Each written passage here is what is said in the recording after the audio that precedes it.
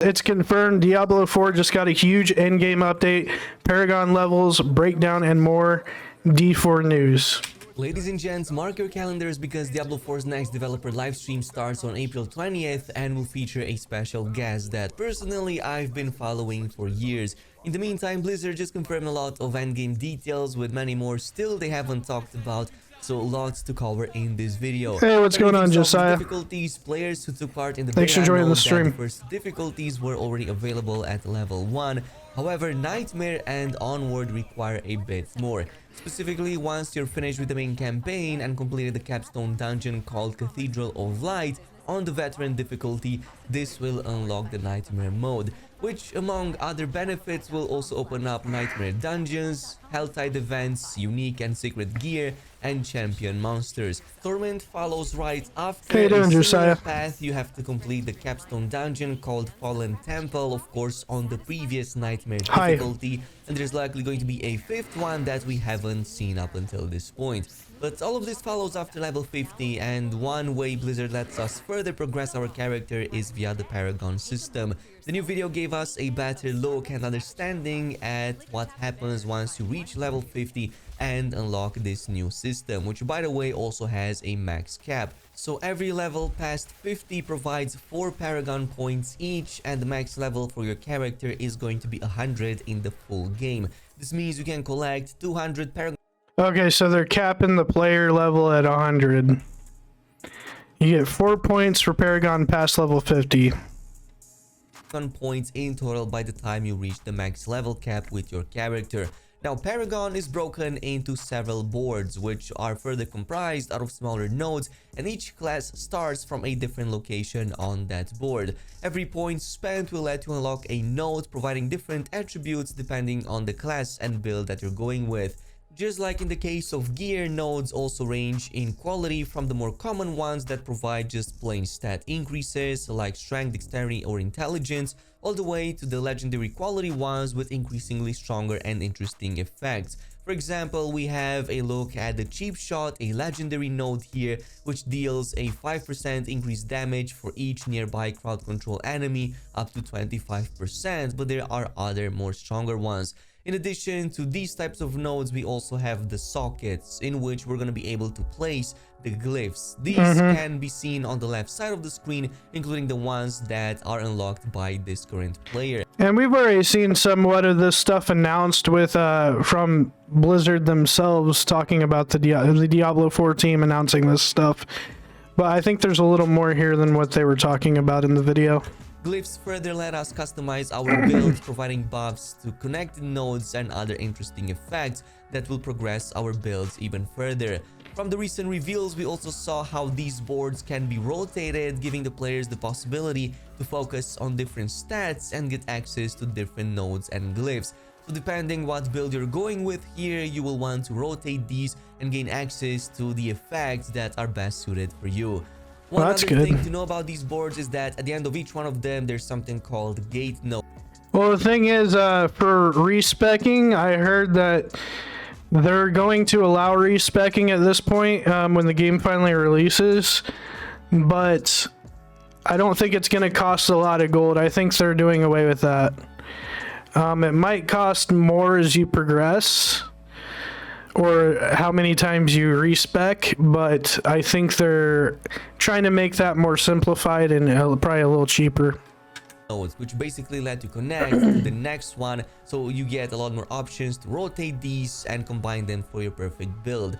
That being said, the cost is another factor to take into consideration, and from the footage alone, by level 75 it seems that it's quite significant, around 50k to reset one single node. The character here seems to have... And again, I think they're doing away with the expensive cost for respecking.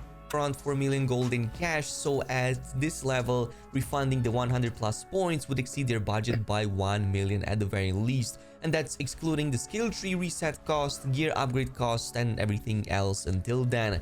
What this means for the end player is basically you will want to just plan ahead accordingly and make sure you use build calculators if you really want to max out your build. I don't think that's such a big issue, and even more so, you can just farm everything back again. According to various reports, it seems that it takes roughly 1 day of farming to basically fully reset your character in the end game, though no reports if this is max level 100 or something lower than that. Yeah, and I mean, again, we're not sure about this 100%. They could definitely change their minds on it by launch. Roughly 1 day of farming to basically... Oh yeah, and with farming, at least they're adding the whisper tree in PvP, where you can actually go and gain loot and stuff from doing like special boss missions and PvP zones. And you can gain loot from that. So there's not only one way of farming. So you can go and do PvP, gain loot that way, or you can just keep farming like dungeons and stuff that you've already been through. Fully reset your character in the end game, though no reports if this is max level 100 or something lower than that. In any case, that should not be a problem with the abundance of endgame activities that Blizzard has crammed into Diablo 4, one of which is the Nightmare Dungeons. There's over 120 dungeons in the full game, and any one of them can become a Nightmare version. This is done via special sigils you find that add special modifiers to these dungeons, increasing the enemy's ferocity as well as the provided higher quality loot. This includes both the affixes, but many times it also adds additional objectives to these specific areas. There were concerns about affixes being uninspired, and the video here definitely does a great job at putting some of that to rest, as we have a first look at a really cool effect called Hellgate. So this will occasionally spawn these portals that just pour out different types of enemies, including ones that aren't even native to that specific region, on top of everything else that you're dealing with at the moment in that dungeon. Good to note about the Nightmare Sigil is that each one of these will correspond to a specific dungeon anywhere within Sanctuary, so if one drops, you will most likely want to backtrack and do that dungeon it belongs to. Once completed... Well, that's one thing I don't like, though. I fucking hate backtracking. Like, why do we gotta backtrack all the way through the dungeon? I don't like it. It's annoying and repetitive. These can also provide even more powerful sigils to use as you progress through the various tiers of difficulty that Diablo 4 has to offer. In fact, as players progress through world tiers, Blizzard has confirmed that new Nightmare Dungeons will also become available to explore. New dungeons are not the only ones getting a nice boost into the endgame, however, open world activities do too. Helltides are one of them, and you can think of these as basically the demonic events we got in the betas, but this time on steroids. So they seem to unlock when reaching World Tier 3 Nightmare and will spawn randomly in the overworld.